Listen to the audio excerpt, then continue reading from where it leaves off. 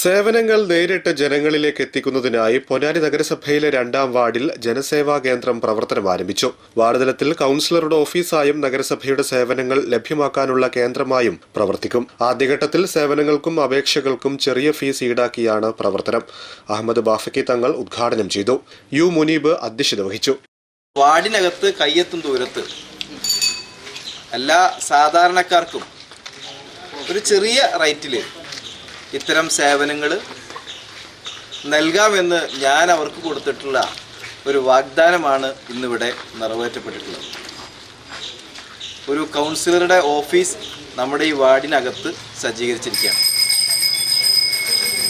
ആളുകൾക്ക് എന്താവശ്യമുണ്ടെങ്കിലും നമ്മുടെ ഈ ഓഫീസിന് വരികയും അവിടെ നിന്ന് നമുക്ക് ആവശ്യമായിട്ടുള്ള സഹായങ്ങൾ ലഭ്യമാക്കുന്ന ഒരു സ്ഥിതിയാണ് ഉണ്ടായിട്ടുള്ളത്.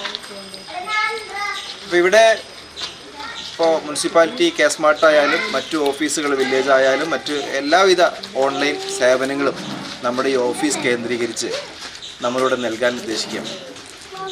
എല്ലാ ദിവസവും 10 മണി മുതൽ 3 മണി വരെ ഈ ഓഫീസ് പ്രവർത്തന സജ്ജമാണ്. അതിനുള്ള സ്റ്റാഫും കാര്യങ്ങളൊക്കെ ഇവിടെ ഉണ്ട്.